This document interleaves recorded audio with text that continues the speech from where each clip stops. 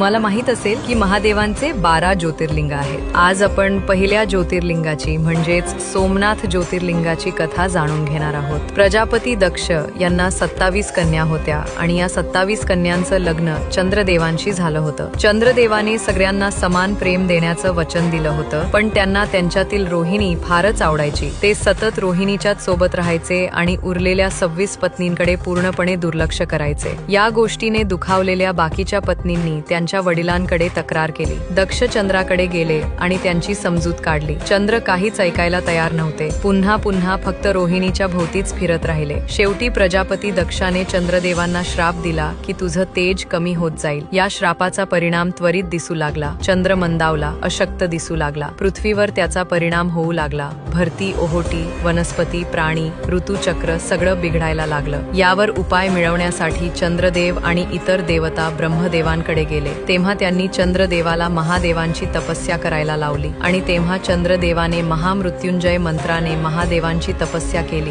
आणि महादेवांना प्रसन्न करून त्यांच्याकडून वर मागितला। तेव्हा महादेवांनी त्यांना एका पक्षात तुझं तेज वाढत जाईल आणि दुसऱ्या पक्षात तुझं तेज कमी होत जाईल आणि हे चक्र कायम तुझ्या सोबत राहील असं सांगून त्याला वरदान दिलं आणि त्या ठिकाणी सोमनाथ ज्योतिर्लिंगाच्या नावाने ते एका शिवलिंग स्वरूपात प्रकट झाले। जर आपण या कथेला ज्योतिषशास्त्राशी जोडून पाहिलं तर एक गोष्ट लक्षात येते। चंद्र 27 नक्षत्रांमध्ये भ्रमण करतात आणि त्यामध्ये रोहिणी नक्षत्रात सर्वात जास्त खुश असतात। हीच गोष्ट आपल्या पुराणांमध्ये प्रतिकात्मक रूपात सांगितली आहे। चंद्र जेव्हा कमजोर असतो किंवा कोणाच्या कुंडलीत चंद्राची प्रतिकूल दशा येते तेव्हा सोमनाथ शिवलिंगाची पूजा करण्याचा सल्ला दिला जातो। त्यांचा मंत्र जप केला जातो, ज्यामुळे मनःशांती, चंद्राची शुद्धी आणि जीवनात स्थिरता मिळते।